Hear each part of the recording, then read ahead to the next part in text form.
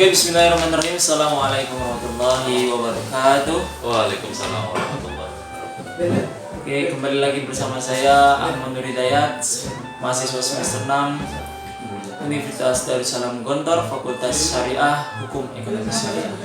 Pada kali ini saya akan membahas dan mendatangkan narasumber seorang motivator untuk memberikan pertanyaan atau diskusi tentang pemasaran saya. Dan sebelum itu kita perkenalkan dulu, ini Ustadz Teguh Saputra selaku senior wisudawan yang telah menyelesaikan skripsinya. Maka saya ingin menanyakan beberapa pertanyaan terkait tentang proposal skripsi sebagai motivasi kami semester 6 untuk menulis skripsi. Nah, yang pertama, apakah langkah-langkah awal yang antum lakukan untuk menentukan judul proposal atau skripsi? Untuk menentukan judul pastinya mencari masalah terlebih dahulu. Nah, ada masalah, kita mencari masalah bisa mungkin dari jurnal-jurnal atau makalah-makalah, atau kita melihat mereview judul-judul skripsi yang terdahulu ya, karena di proposal atau di skripsi juga ada penelitian terdahulu. Nah, jadi kita mencari penelitian terlebih dahulu, baru merumuskan masalah apa yang terjadi sehingga kita mendapatkan sebuah judul skripsi. Review jurnal, baca-baca jurnal, baca-baca skripsi. Nah, terus merumuskan penelitian terdahulu. Nah, setelah itu baru kita munculkan judul dari masalah tersebut yang telah kita temui. Nah, ini tentang metode penelitian. Untuk metode penelitian sendiri untuk menggunakannya seperti apa? Untuk metode penelitian kan ada dua secara umum, ada kualitatif, ada kuantitatif. Nah, untuk saya sendiri, anak sendiri itu pakainya kualitatif.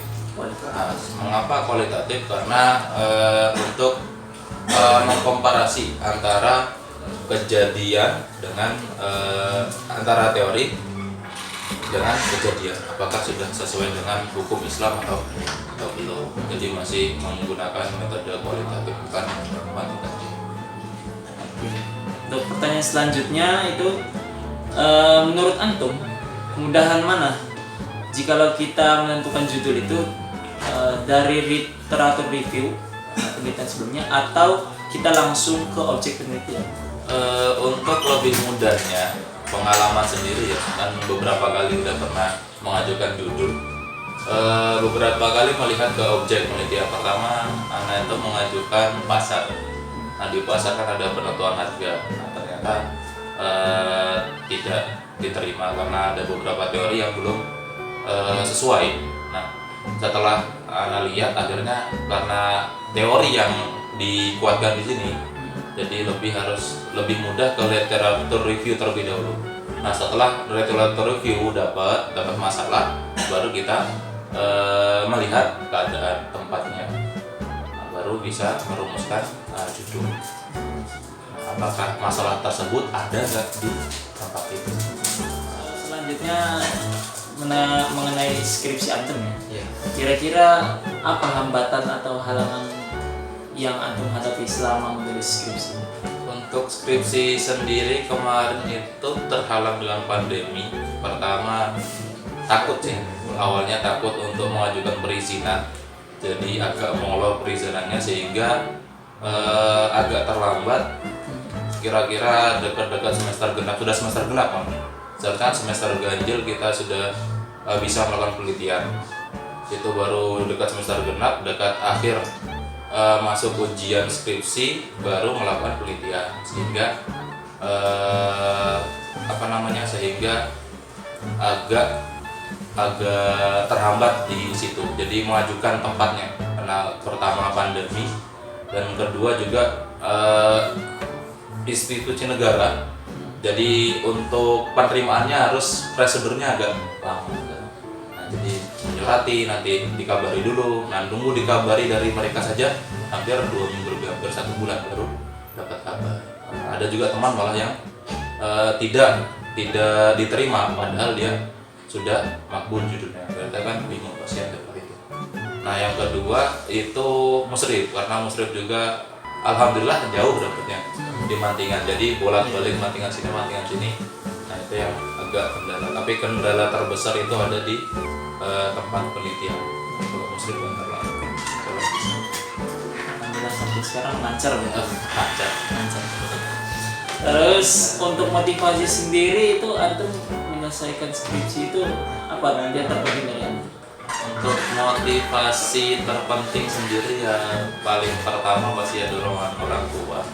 Yang kedua biar cepat selesai lah, karena kalau nanti kita nyantai-nyantai, istilahnya kita nyantai tetapi masih ada tanggungan, mending kita di awal agak bersusah-susah dulu, nanti tanggungannya selesai udah gak ada tanggungan lagi. Jadi lebih seperti itu. Yang paling penting ya dari dorongan motivasi orang tua supaya cepat selesai Motivasi terpenting gitu ya dari menyelesaikan skripsi. Oke, berkenaan dengan itu nih Ana ada beberapa pertanyaan tentang pemasaran syariah, karena memang ini tugas pemasaran syariah juga. Ana ingin menanya pendapat antum, bagaimana pendapat antum tentang pemasaran syariah atau marketing syariah? Untuk marketing syariah sendiri, kalau dari marketing atau pemasaran ya, nah pemasaran pasti itu kita menawarkan suatu barang atau membuka suatu penawaran.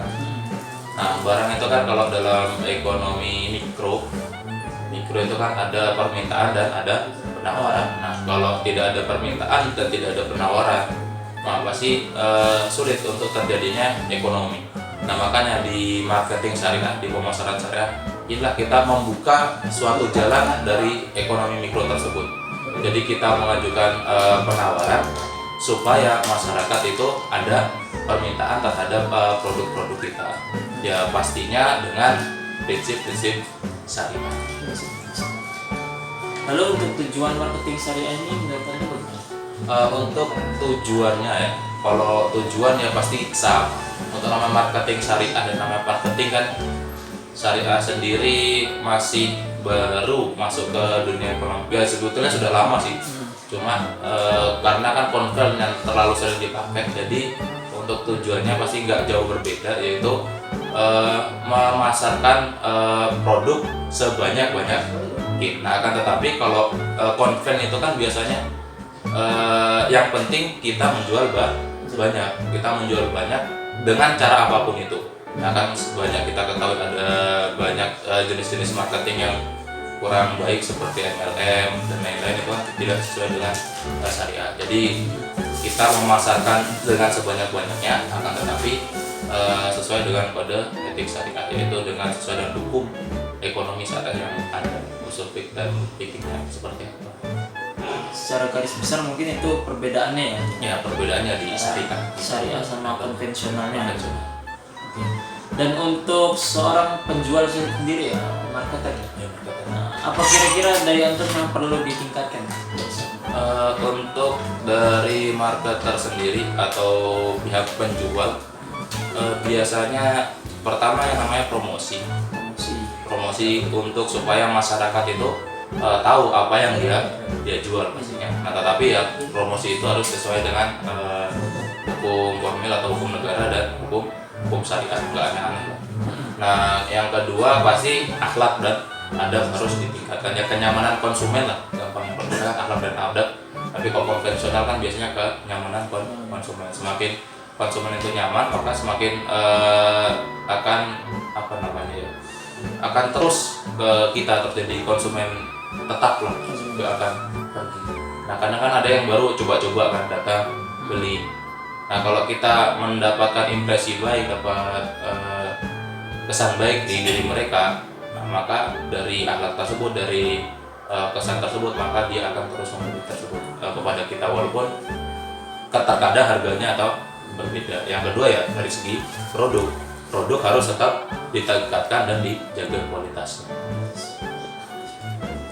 Oke. Mungkin ini pertanyaan terakhir ya dari mata kuliah pemasaran syariah.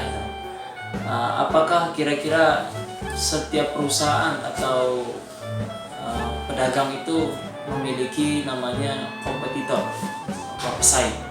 Apakah dibutuhkan pesaingnya dalam pemasaran syariah? Untuk pemasaran syariah, pesaing sendiri itu kalau menurut Anu ya hampir sama kayak konvensional, harus ada. Kenapa? Supaya bisa saling meningkatkan. Jadi bukan menjatuhkan ya, kalau biasanya kan konven kan menjatuhkan, jadi supaya mereka hancur gimana caranya, enggak.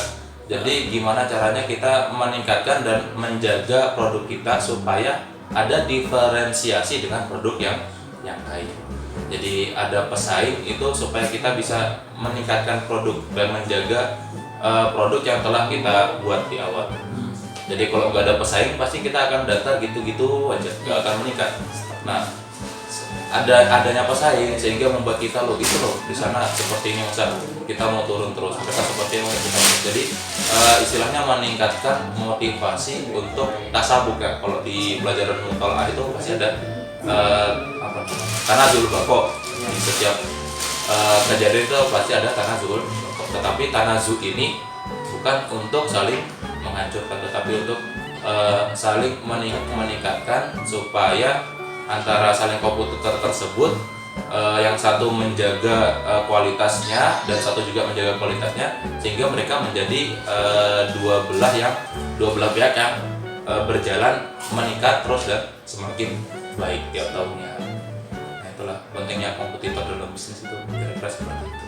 Oke, cukup jelas ya. Mungkin penjelasannya sangat jelas dan mudah dipahami untuk kita semua tentang pemasaran syariah, baik secara konvensional gitu juga kita bisa mengambil intisari dari itu. Mungkin cukup sekian yang bisa kami sampaikan. Terima kasih Ustaz Teguh Saputra atas jawaban yang antum berikan, terutama motivasi ini sangat memotivasi kami untuk semangat dan menentukan ataupun menulis skripsi. Syukron minna ila hada. Wassalamualaikum warahmatullahi wabarakatuh.